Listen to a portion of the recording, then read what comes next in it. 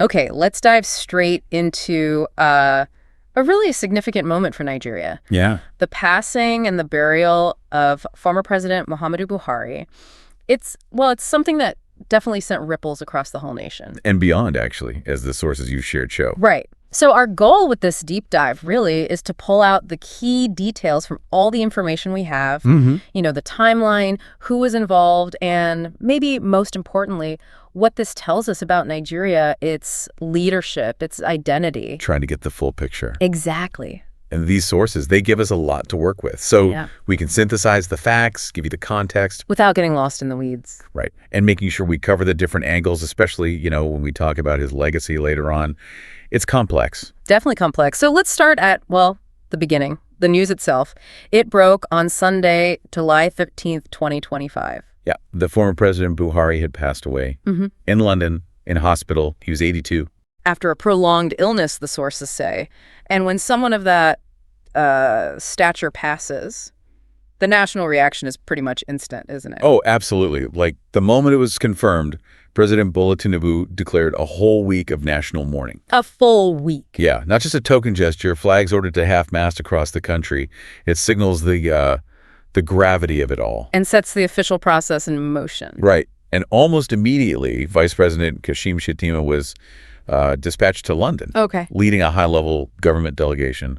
Their job, basically, finalize all the paperwork, the logistics. For bringing the former president's remains back home, repatriation. Exactly, a critical task. It really paints a picture of, incredibly swift action, very coordinated. So the journey home then started on Tuesday, July 15th. That's right. The body left the UK at 7:48 a.m. that morning. Wow, very specific time. Garbashihu reported that. Yeah, marking the start of that, final journey back. And then arrival back in Nigeria. By 2:07 p.m. that same day, Tuesday. President Buhari's remains landed at the Umaru Musa Yar'Adua International Airport. In Katsina State. So that was the culmination of that pretty meticulous repatriation effort, bringing him back to Nigerian soil. And the scene at the airport, the sources make it sound quite striking. Yeah. President Bola Tinubu himself was there, personally receiving the body. That's significant. Very. And he was joined by Vice President Shettima, who'd come back from London with the body. Right, along with others from that delegation. Yeah. Chief of Staff Femi Gbajabiamila, Governor Babagana Zulum of Borno State, members of Buhari's family, too. And also Katsina State Governor Diko Rada, and, interestingly, former Vice President Yemi Osinbajo was there as well. Wow, quite the gathering of leadership, past and present. It really was. A powerful showing. And right there, at the airport, they held a brief military ceremony. Ah, okay. Yeah, brief, but, poignant. Honoring him as a former general, former military head of state, acknowledging that part of his life. His long service in uniform. Makes sense. Totally. The sources also mentioned the airport becoming this, focal point pretty quickly, not just for the arrival itself, but for dignitaries gathering. Yeah, it really underscores the significance. We see, for example, the Prime Minister of Niger Republic, Ali Zain, arriving quite early. Nigeria's First Lady, Remi Tinubu, was there ahead of the president. Former VP Osinbajo arrived around 12:40 p.m. So hours before the body even landed, there was real anticipation. Exactly. It tells its own story, doesn't it? It does. And this convergence wasn't just at the airport. It continued in Dada, his hometown. Right. And the list of people there is, it's quite something. Gives you a sense of his reach. Like who else? Well, former Vice President Atiku Abubakar, former Kaduna Governor Nasir El-Rufai. They arrived at Buhari's home in Dada around 1 p.m. Okay. Lagos Governor Babajide Sanwo-Olu was there. A Senate delegation led by the Deputy Senate President Barrow Jibrin. They got there about 12:45 p.m. So it wasn't just the current administration or even just federal figures, governors, past leaders. Absolutely. It cuts across party lines, different eras of leadership, a real who's who of Nigeria. And the sources list even more names, right, beyond those immediate government roles. Oh, yeah. Former Senate President Ahmad Lawan. Right. Former ministers Isa Pantami, Rotimi Amaichi, Pauline Talon. Okay. A whole slew of former governors. Yeah. Masari Emerson, Ali Modu Sheriff, Yahaya Bello, Wamako, Tambuwal, Kyoto Fahimi. It's a long list. It is. And traditional rulers, too. The Sultan of Sokoto, Sadu Abubakar, the Emir of Khazar. Even figures from the business world. Aliko Dangote was there. And the National Security Advisor, Nuhu Ribadu. Wow. The sheer breadth of who showed up. Yeah.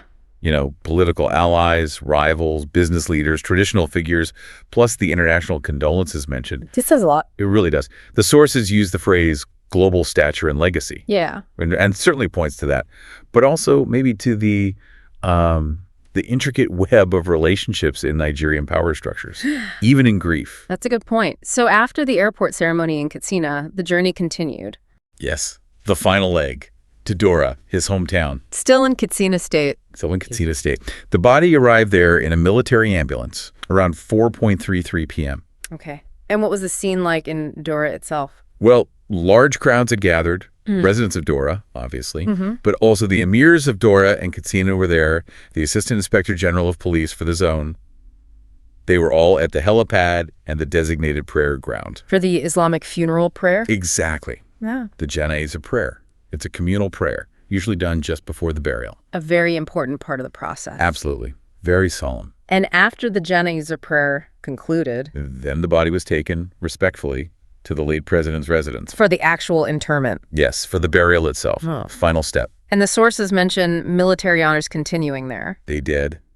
His remains, wrapped in the Nigerian flag, were carried by top military officers. Right. There were gun salutes again, acknowledging his military background, and his citation, basically summarizing his life and service, was read out by the Chief of Defense Staff, General Christopher Musa. A formal reading of his record. Yes, highlighting his accomplishments. And then the final moment, the burial itself. At 5:50 p.m., the body was lowered into the grave. Yeah. Vice President Shedemo was among those performing the final rites. Right there at his residence in Dora, his final resting place. Exactly. A very precise, dignified conclusion to it all.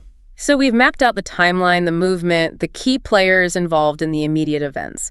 Let's talk a bit about the bigger picture, his legacy. Yeah, because the sources definitely touch on this. He's described as a mighty warrior who went from being a military ruler back in the 80s to winning that historic election in 2015 against an incumbent. Quite a journey. And he had a strong following, didn't he? The sources mention a cult followership. They do. And he earned acclaim for his anti-corruption crusade and modest lifestyle. That was certainly a key part of his image. But it's not the whole story, according to these sources. No, definitely not. His administration also faced significant criticism. Such as? Things like slowed economic growth, major insecurity challenges. Okay. And also criticism regarding human rights abuses. The sources specifically point to the crackdown during the 2020 Ansar's protests. Right, I remember that. And also the controversial Twitter ban. So a really mixed picture emerges from the reporting on his time in office. Acclaim on one side, serious criticism on the other. Exactly. That duality is striking, isn't it? Yeah. It kind of highlights that tightrope walk many leaders face, maybe especially in post-colonial nations. How so? Well, the push for strong governance, for stability, versus the demands for economic progress, for civil liberties. Right. Balancing those can be incredibly difficult. For sure. So his legacy isn't just about, what he achieved, but also reflects the debates and the challenges that really defined his time. It's sort of a microcosm of broader national challenges.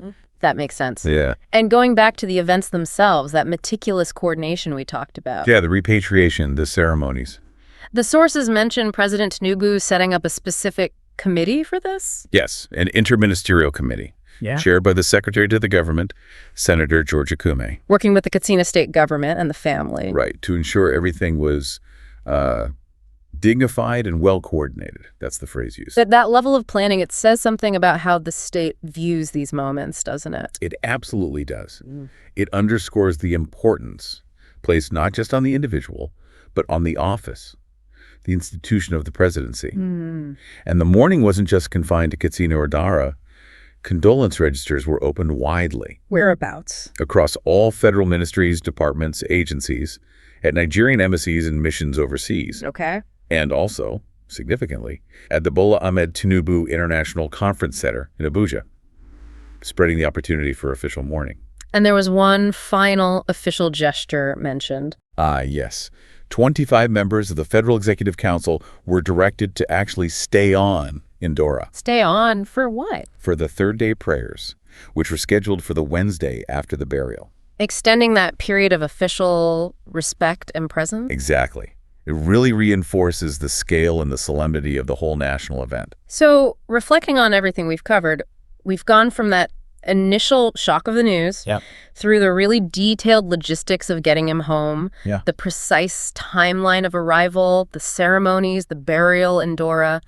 And we've also touched on that very complex, multi-layered legacy that the sources present. Right, the praise and the criticism side by side. It's clear it was a profoundly coordinated event, but also one met with, it seems, a genuine national outpouring of grief and respect alongside those complex reflections. It really is. And understanding the whole picture, not just the headlines, right, but the behind-the-scenes coordination, the history, the different reactions, it's crucial. Why crucial? Well, it shows how a nation comes together, or maybe how it's expected to come together, to honor a former leader, and how that leader's story immediately gets woven into the bigger national narrative.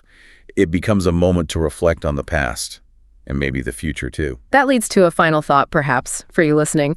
Considering this whole detailed process we've outlined and that complex legacy, what does an event like this actually reveal about a nation's identity? Yeah, and its relationship with its past leaders. What parts of a leader's life seem to resonate the most when they pass away? What shapes how they're ultimately remembered in that moment? Something to definitely ponder.